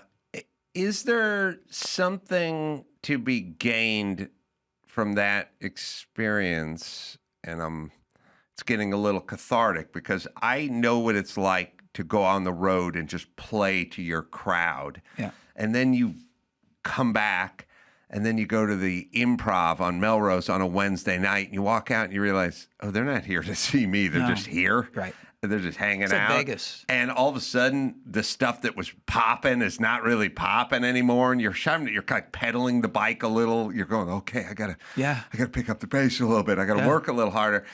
And then I usually drive home thinking, well, that wasn't nearly as much fun as the last show that was in Florida where everyone was there to see me. But then I think, oh, I guess it's kind of necessary to get in front of that crowd and kind of earn it, like work a little bit harder, 100%. and it's good. And if you can have a set, whether it's a stand-up set or a music set, that'll work in front of that crowd, it'll work anywhere because it's bulletproof. Can I give you an example? Yes. Very recent. Maybe like beginning of the summer, I played a show in Quebec City with Rod Stewart with my band. And it was this huge, it was part of a festival. Rod was closing the show and he asked me if I would come and do the show and open for him. But we did a long set. We did a proper show. I don't know, maybe 30,000 people, something like that. And it was from the minute I started singing to the minute I said, have fun with Sir Rod, it was a party. The audience was incredible. Like, couldn't have gone better. And then Rod asked if I would come and do a show. He was supposed to do this big stadium show with Billy Joel, but Billy Joel canceled everything because he's ill. He's got health issues. So then Rod is playing not Jones Beach. What's the place in Jersey? The PNC. Used to be called the Garden State Arts Center. No, you know that place? It's a shed. Yeah. It's like, there's like maybe 4,000 people in the pavilion and another 10,000 on the lawn. And I won't bore you with the minutia, but the only way that it made sense for me to go and do that show, and I love Rod, and we've become friends in the last couple of years, and he's always been a hero of mine, but I just love hanging out with him, and I love any opportunity to be with him. But the only way it could work is if I did it solo acoustic, which I've done many times in theaters, and I love playing a show that's just me. Because I get to tell stories and kid around, and my show is like, I always say that my solo show is what happens in between the songs. Because if I can make everybody laugh and I can get to kind of make everybody feel like they're just hanging out with me, I've won. So I'm feeling good about it, and I get out there, and it's just me and my guitar, acoustic guitar, and I had to work my ass off.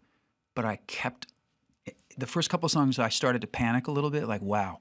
Not only is this not really working, but Rod might even be in the wings watching this. Yeah. And I just stayed the course, and I kept being funny, and I kept singing my ass off. And the last two songs, I got a standing ovation, and everybody was really, and I was like, it could have gone sideways. Yeah, there is that interesting feeling when you're kind of up there. I guess it's like a bad first date where you're halfway into it and you go, this isn't really flowing like I thought it would. And especially if your expectations are sort of like, here's what I'm going to do. And then you walk out there and you get a few minutes in and you're like, this is not working. Yeah. And then you... Well, I think a dumber person would have switched gears completely and like panicked a little bit and tried to do something, tried to fit a square peg in a round hole. I knew that what I was doing works. Right. I just needed to stay the course, and I needed to remember that this is not this is some of these people are here because they love me and they know my songs, but a lot of these people are just here to see Rod Stewart. I need to charm them. I need to win them over. How much now? I've certainly had it where I've gone, oh, I'm not going to do this next joke or these next jokes. I'm going to do something different because I've sized this group up and they don't want that. They want something else. They don't want the rape joke. Right. Everyone else, but not them. So do you ever slide into, let's just do a Beatles song? Like no. Do you ever just go, I'm going to mix and match here? I pivot all the time, but not like that. Pivot into... I'll look at the set list and I'll go, like if there's a song on the set list which I know has killed at various places, but the venue was a certain thing, it's a song that wasn't a hit, but it's a song I'm really proud of that people seem to really like, I'll sense the audience and I'll go, they just want the hits. And I'll just drop it. Or I have a mic. I always have in the band shows, I have a mic that only goes to the band members. So if I step on the button, I can go over during a solo. I'll go, hey, we're dropping whatever. We're dropping the next song. Just go right to Satisfied. Dropping the next song. Just go right to Don't Mean Nothing. And everybody hears me. And that happens all the time, where you gauge the way a crowd is responding. Even sometimes when the crowd's great, and I'll look down and I'll go, I need to keep them, and I don't want to do this right now.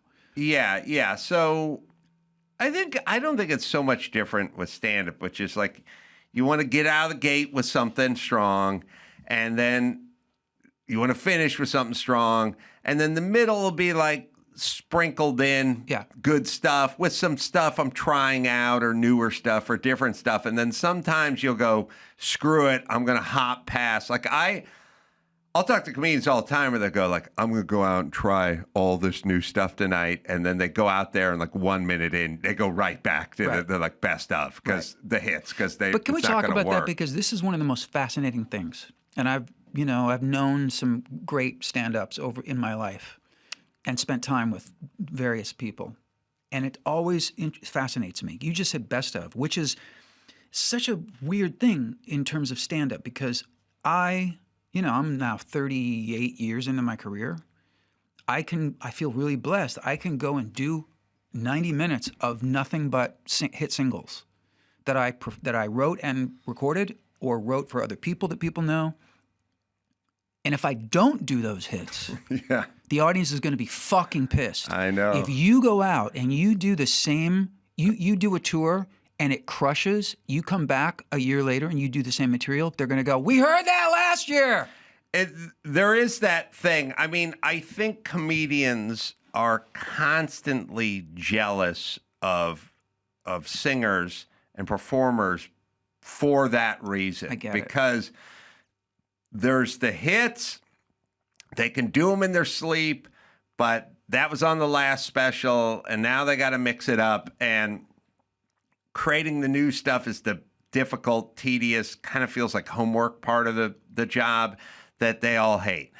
I have basically found that you can do a bunch of new stuff and then slide in an oldie but a goodie, and they're pretty much into it. Like, A, the last time you were in town was 2 years ago, and B, they were drunk. And different audience. Yeah, it's like they, like sometimes I will say, like, I'll go, who was here last time I was here? And it'll be like 2 people. Like, go, yeah. And I'll go, all right, I'm just going to do some of this shit. I've found, as long as the order is sort of not the same and the thoughts are different and there's enough new stuff sprinkled in, you can kind of mix some of the leftovers with some of the new stuff. George Carlin was one of the only people who had hits that he would do repeatedly year after year. 7 Words You Can't Say on Television. Yeah, right. The religion stuff. Like he had his hits that he kept playing. He was one of the comedians that was almost like a musician in that people want to hear the hits. But yes, the greatest, I mean, the part that I think a lot of people, but comedians especially, like knowing that there's a hit that is, 4 minutes long, that's 33 years old, that you created. I mean, that's why when somebody goes, oh, I wrote Stairway to Heaven in 20 minutes or something, everyone goes, oh my God, because of how much you've gotten out of that 20 minutes. But no one should ever feel sorry for comedians because it's their job and it's easy. And then also, it does kind of force you to go change all the time. Yeah. It's a little uncomfortable, but it does mean that at the end of Dave Chappelle's career, he's going to have 10 specials that are all going to be different versus the best of album that's come out for the 3rd edition or whatever that is. So touring, opening, who else did you open for? Is there anybody we can think of? That was pretty much it. So then the album hit so hard that you were headlining and no longer opening.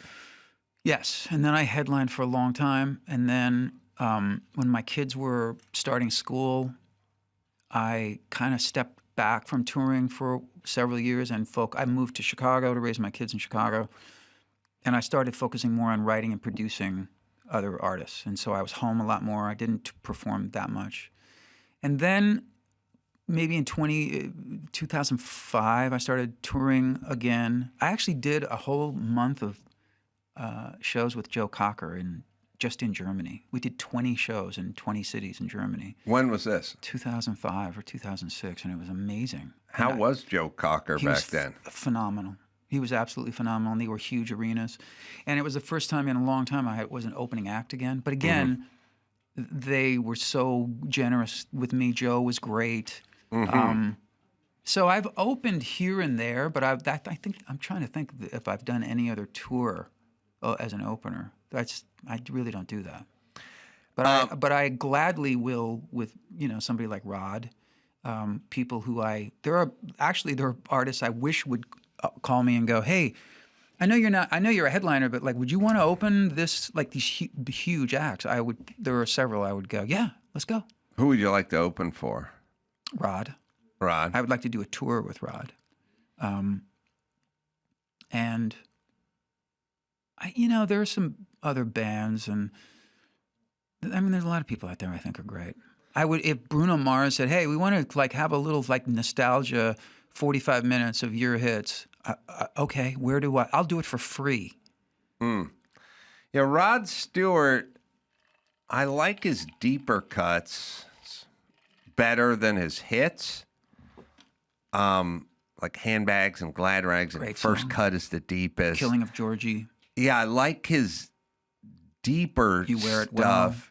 Yeah. In a weird way, it's kind of like David Bowie and that like Hunky Dory album, and like the deeper stuff I like better than the poppier radio spin stuff. I get it. I don't know. Maybe I don't know if it's because it's better or because you get to sort of claim it as you feel like that's your own. Downtown Train is great. Yeah. Like more than Hot Legs or more than the hits, like the hitty hits. I love Hot Legs. I love Hot Legs. You don't like it more than Downtown Train, though. I think it's, I don't know. I like them for different reasons. And you just said something that I always sort of like cringe, which is the word better. There's no such word in music. Like, it's better if you like it more, but you know what I mean?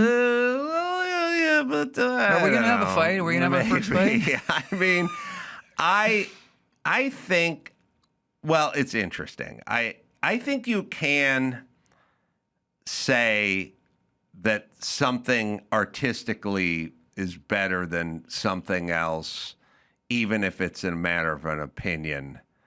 You can opine that it's better, but it doesn't make it well, better. I can't make it better for the person that likes it more. You can't factually say that something musically is better than that. It's only like in your mind. Like, I could do this all day long, and we take Bowie as a great example. We could go down a list, and I'd go, well, that's better than that.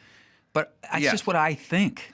Yeah, but I would argue that you're an expert. No, nobody's an expert on you are. music. I would argue that while it's not like your journeyman pipe fitter or something like that, where you know coarse thread from fine thread or whatever it is, I would argue that all the time in the studio and all the time you've spent creating music and all the artists you've been exposed to makes your opinion more valid than somebody that hasn't had that experience. Here's what I would give you. When it comes to like talent in terms of singing, for example, or playing, yes, then I feel like there are those of us who have a learned opinion where I can go, I know you like her voice, but she's terrible. She's not a good singer. But if you like her voice, that's all that matters. And I hear what you're saying, but like the people who have bought my cars and my houses through my life were not professionals, and they weren't. They just liked what they like. Yeah, the people that supported you and paid you so you can get the house and the cars. I don't know. There's certain bands like I love the Jayhawks, and And everyone goes, I don't know who the Jayhawks are. And then I play them the Jayhawks, and then they all love the Jayhawks. Yeah. So I realized there's some sort of universal goodness that are the Jayhawks. And there's certain other bands that are that way. I'm trying to think. So, like, the Eagles have songs I hate. Same. But the Eagles have songs I fucking love. Yes. I agree. But is there an artist who you like everything that they do? Everything? Like, I'm a huge Peter Gabriel fan, but there are, like, I don't ever need to hear Excellent Birds ever again. I just don't, I just doesn't appeal to me. It's a good point, because it's a sort of a Fleetwood Mac conundrum where it's like there's really good songs you like and then songs you never want to hear ever again. Yeah. And I don't know that you can do it with bands that have big hits. Prince was as brilliant as they come. And there's plenty of Prince songs I hate. Yes. But for me, in the big, like the bands that are huge bands, who's your favorite band? I could probably go The Who, in that I don't love every Who song, but they had such a crazy variety of songs, you know, the sort of Quadrophenia stuff and the Tommy stuff, and then just weird Squeezebox stuff. And is it wrong that Eminence Front is my favorite?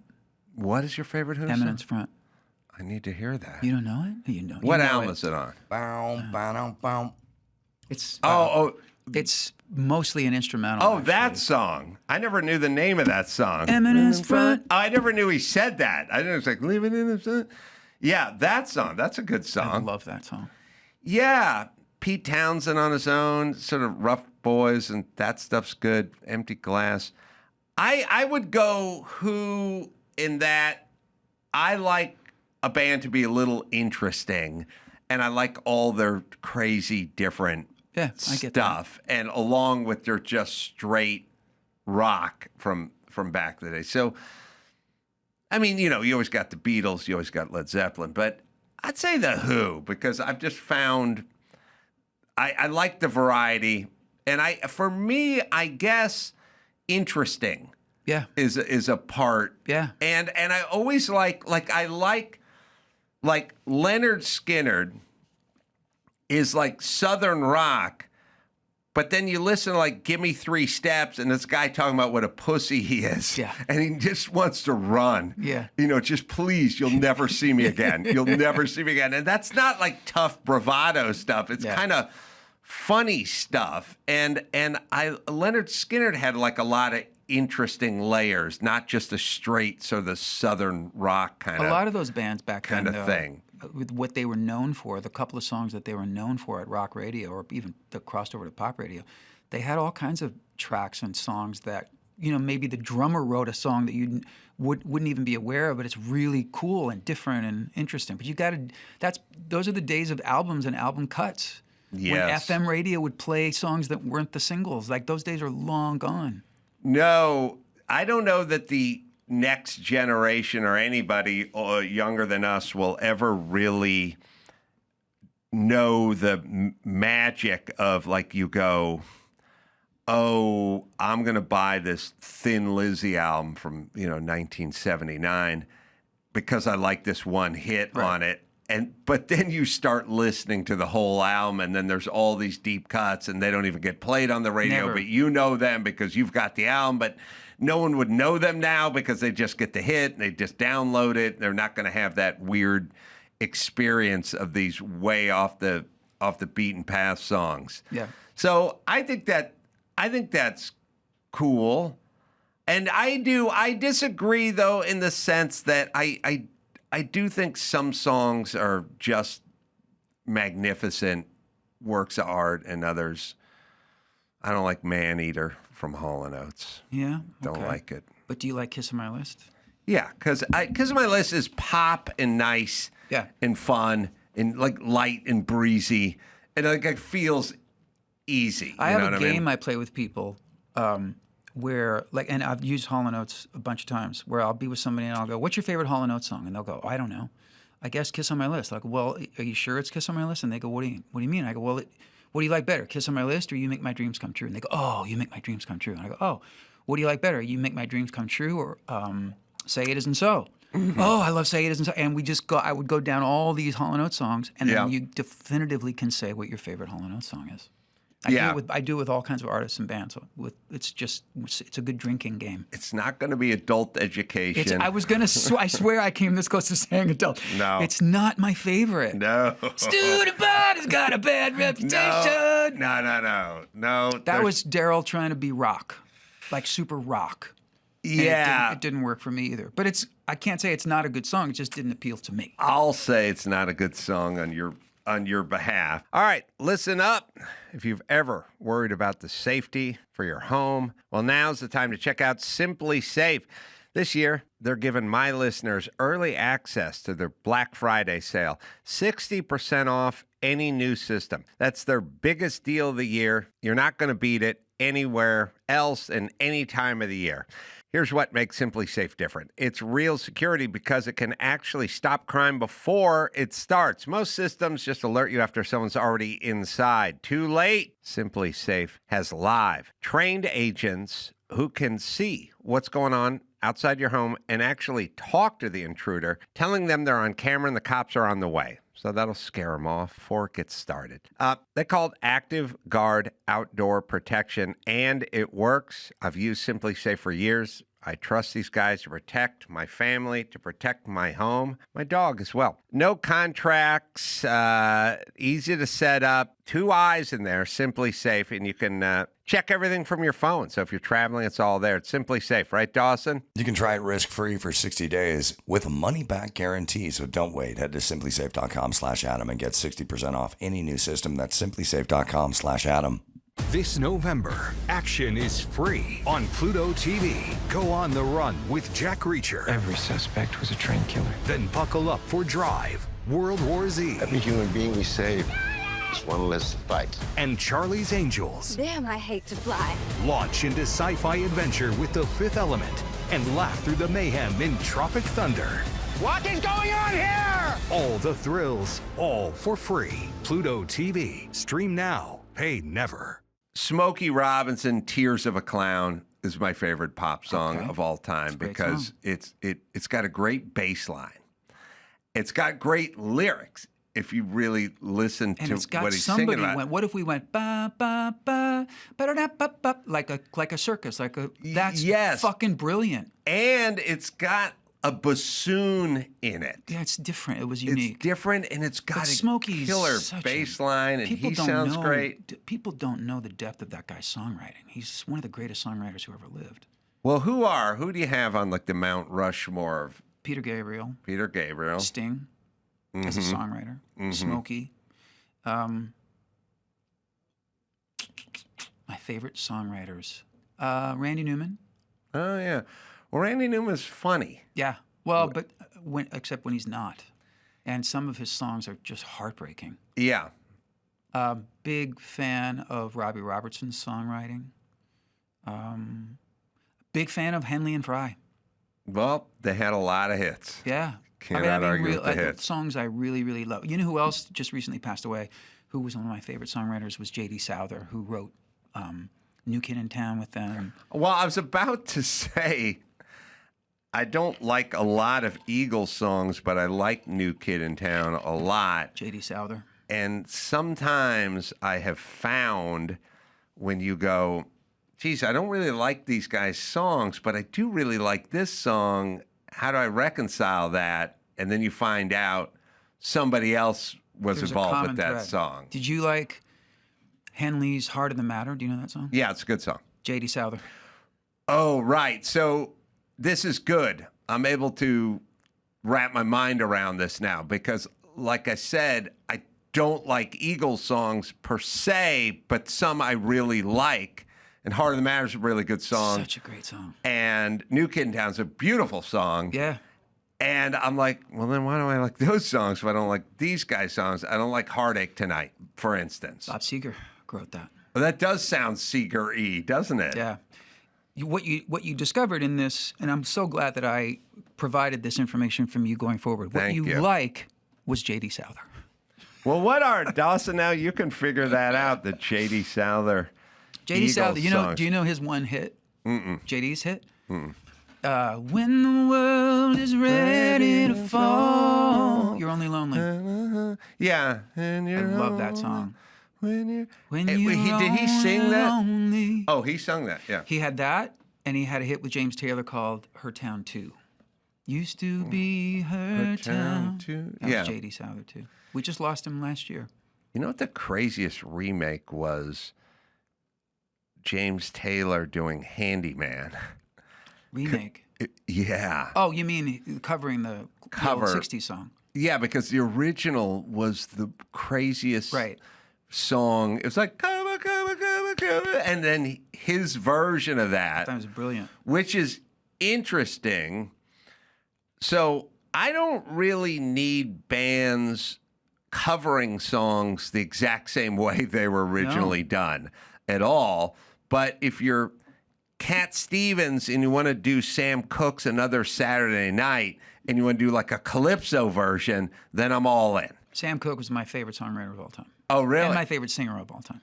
He was pretty great. And my favorite band, actually, of all time is not a rock band. It's Earth, Wind, and Fire. Oh, they're great, too. So now you have two songs. You got Sam Cooke, Another Saturday Night, which is awesome. Right. And then you have the Cat Stevens version of like it, a different song. which is like a different song. Yeah. So now we get two songs. Yep. Versus, I heard this the other day. David Essex, Rock On, and then the guy from Melrose Place who covered Michael Damian. Michael Damian, who covered Rock On, and they did it the same. They're both horrible, and I heard them both on the same day. I swear to God, Andrew was in the car. I put on the 90s channel on Sirius XM, and I heard Michael Damian Rock On, and I was like, oh, it's the worst cover ever made. And then I switched it over, and I heard the 80s version of the worst song ever originated, which is Rock On, which is horrible. Well, hey, it's nothing if not consistent. It was like, what was the other...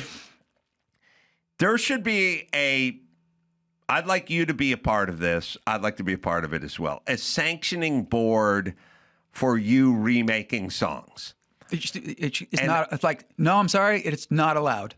Well, first off, Michael Damian would come in and go, I'd like to remake Rock On. And I'd go, get the fuck out of here. Get out of here. Get out of here. And he'd go, you don't get it? I've heard it all. Get out. I don't. Okay, then write this down because in case you forget or have somebody write this down. Here's a really obscure cover that I really love that I don't think anybody knows.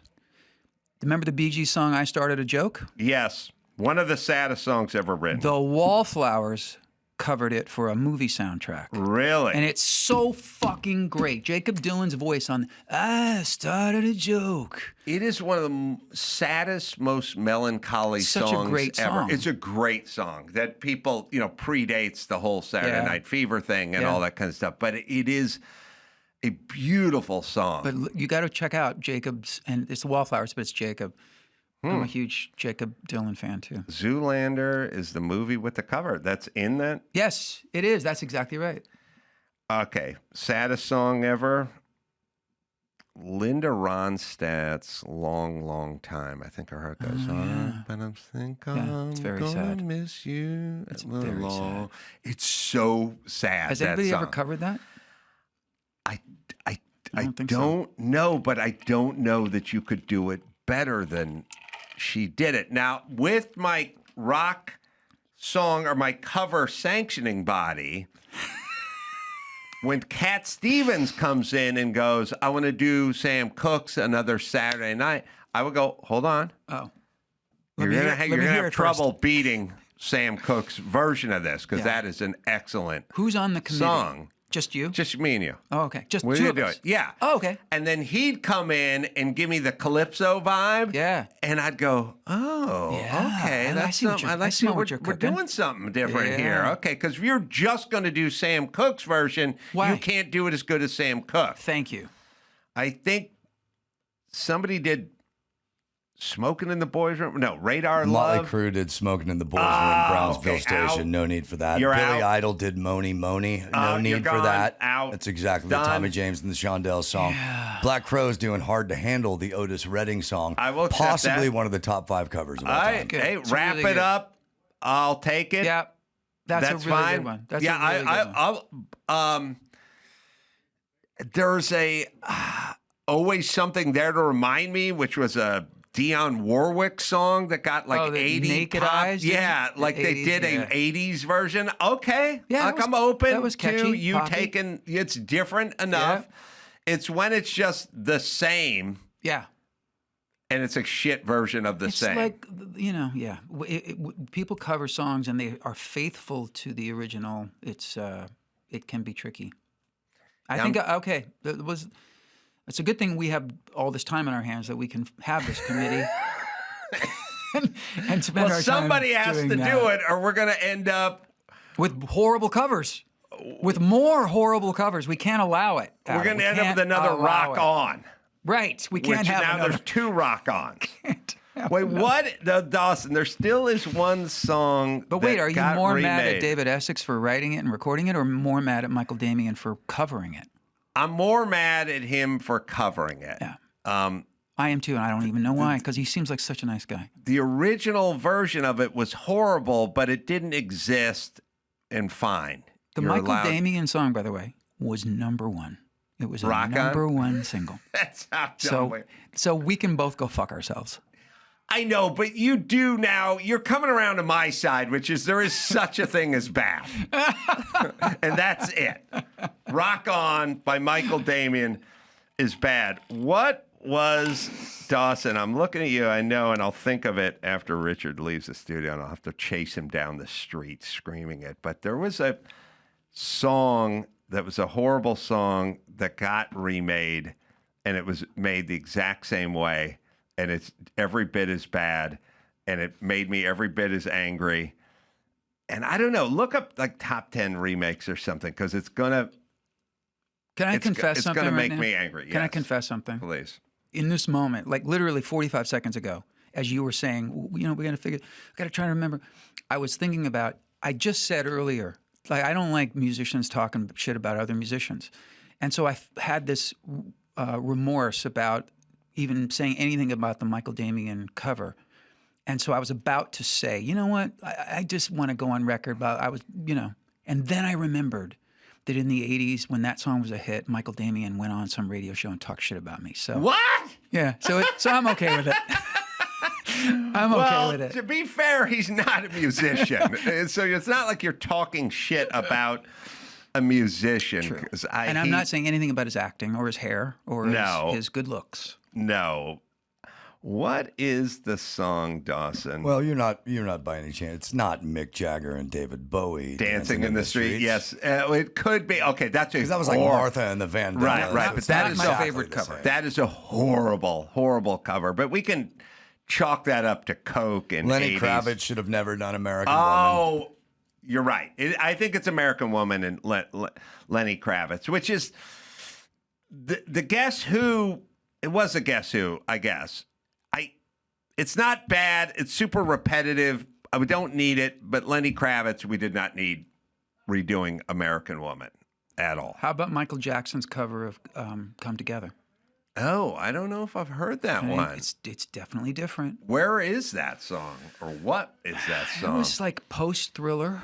Mm-hmm. I don't remember. I don't think it was a single or anything like that, but I remember hearing it and going, fuck, that's really good. Yeah, well, the aforementioned Joe Cocker, A Little Yes. Help, My Friends. Yeah. If you want to do your own And that's a thing. totally different version than the Beatles version. Right. And famous. So now we have 2 songs. Yes. Just like we have with Yes. Sam Cooke. It's a twofer. Sam Cooke, the way he died, it's the craziest thing ever, right? Yeah. And it's never really been explored to my satisfaction. No. I think that there was a huge cover up at the time. Look, it was 1965, 66. A young black man gets shot in a motel in LA. You think people are going to like dive into solving that crime at that time? No, the story. And a very successful young black man. Started his own record label. company. Yeah. Owned his own publishing. Yeah. He was a very forward-thinking guy. Very smart. Yeah, he went out to a club. I was like flashing some money around. Yeah. Went back to the motel, had a girl. Had a hooker. She ripped him off. Well, I think she was part of it. She targeted him. Yeah. There was like a grift with like the madam and the hooker, and then they set their sights on a guy and then they went back down and gave her the money, stole the money, and then he basically came running down to the front desk in his underpants or naked or something, and the knight just shot him without even thinking. Who also, though, may have been in on it. Right. Because that's the motel they use. It depends on which book you've read, because obviously you've read like what I've read. Because I'm fascinated by the whole story. And the cops were just like, hey, it's a black guy. It's 1963. Right. Like, what are you going to do? Keep moving here. Yeah. Nothing to see think here. That there's something, I wish somebody would make a miniseries or a docuseries or something about that, because I think there's so much, just a lot of people who would have answered some questions are dead now. But South Central, 1964. Yeah, the end. I'm going to unequivocally state that change is going to come should never be cut by anybody else. I think that is sacrilege. Yeah. No one should ever sing A Change is Going to Come but Sam Cooke. This is interesting. The one that killed me the most. It's so beautiful. Yes. Okay. Well, the absolute one that drove me up the wall was either the first or the second Clinton inauguration. But what's the word? I guess it's the inauguration, where it's televised and it's a party and people are performing. Roger Clinton came out and did an up-tempo, "A change is gonna come, a change is gonna come," and I wanted to crawl through the TV and just tell him to shut the fuck up. Because it really unnerved me. For this, first of all, certainly no white person should ever sing it, even at karaoke. I'm having a very sad realization right now, Richard Marx. And I feel like we're on a good enough footing that I can be upfront with you. Go. Do it. One of my favorite artists is named Graham Parker. And Graham Parker is an English guy. Yeah. Part of the sort of the new wave thing. Yeah, I remember. Had some hits and sung background. Actually, one of the few had a hit called "Endless Nights" where Bruce Springsteen sung background for Graham Parker, which is kind of an interesting concept. Hearing Bruce as a backup singer in a song. I do think Graham Parker sung "A Change is Gonna Come." Well, he's dead to me then. He's English. I don't know. Do you get a little more leeway with English white guy? No, it is forbidden.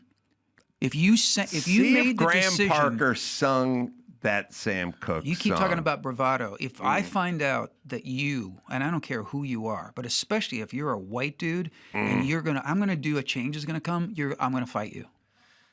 Graham Parker may have sung. I will make it physically impossible for you to carry that mission out. Play the first 30 seconds of Graham Parker why? live alone in America. I was having so much fun with doing you, Adam, and now you're gonna just fucking live. ruin it. It's acoustic live performance. I was born by a river in a little town, and just like this river. There is no point to this. There was nothing to be gained from this. Nothing. There was no upside to this. I knew it would upset you. No, there was no fucking upside to this. I understand you're upset. Other than just a jerk off on his part. Okay, you watch what you say about Graham Parker. All right? Mr. Pop hits over here. This guy's keeping it real, playing the club of Chichester, all right? Sure. Coming up, hard Scrabble. Come on, man. You haven't paid your dues like Graham. Also featured in a movie. That track? One of Judd Apatow's favorite musicians is Graham Parker. But he used and Changes he put in him the in a he put him in a movie. Okay, but as not. Graham Parker. No. Okay. I'm just saying, what am I to do morally?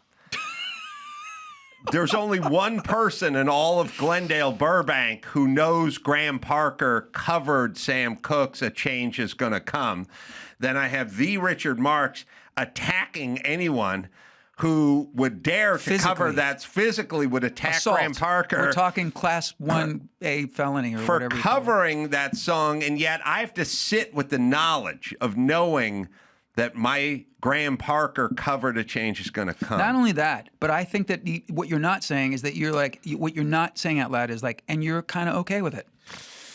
It was acoustic. I don't know. He's You're English. already. I don't You're know. already. You're right. I'm making apologies for the man. Look, you're right.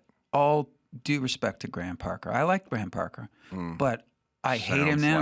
like- That's it. You're done with Graham really, Parker. it's like he might as well have like shot an old lady on the street as covering that Sam Cooke song. Okay, He maybe we is- can find some common Actually, ground here. if I met him, I would just say, What were you thinking? What were you doing? There was no upside. Okay. Only a downside. I think we can finish on a high note. Do you like John Hyatt? No, let's just stop right there. You're right. This just hasn't gone. Why should we This is try like to... that gig at the Beach Boys that I was opening for. This is like saying, look... John Hyatt. If I had a nickel at him for every time I was doing an interview and somebody said, what do you think of John Hyatt? I would now have a nickel. I love John Hyatt. I think he's a great songwriter. I haven't heard anything about him in a while, but I'll tell you this. I run into him back when I was like in the second album, third album, like late 80s, early 90s. I ran into him at some radio events and stuff. A gentleman. Yes. And I think he's very talented. I haven't seen him in a while. But I think the last time I saw him, you're a fan, right? Yes. So am I wrong that he did some shows with Lyle Lovett together? Yeah, he would have done shows. That's the with last time Lyle I saw Lovett. him. I was in some town, and they invited me to the show. Oh, no. It was a Sundance Film Festival thing, and I was performing. Uh-huh. And somebody said, hey, John Hyatt and Lyle Lovett are doing a set. They'd love you to come over. So I went and sat and hung out with those guys, and then I watched their set. And I had met John before. He's really, really sweet. I'd never really met Lyle before. Loved him, too. Like, I would go have a beer with those guys any second. Good. All right. Back from the Graham Parker, Sam Cooke That was fire. close. For that, you've earned a plug. After Hours, name the album. It's coming out early January. 16th. My son took the album cover photo. Oh, he took the photo. Isn't that cool? And, that's beautiful. That's a talented guy. Big Band Boogie is out as we speak. And if you see Kenny G, tell him, hey, come on in I'm here. going to hook you guys up because you would enjoy talking. I would love that. All right. I'm going to be in Austin, Texas, Cap City Comedy. I'll be there with Brian Callen, very funny, doing stand-up. That'll be tonight and Saturday in Los Angeles at the Upstairs in downtown. And you can go to adamcarolla.com for all the live shows because I'm coming all over to a town near you. And until next time, Adam Carolla, ELISHA, KRAUSS, and Richard Marx saying mahalo.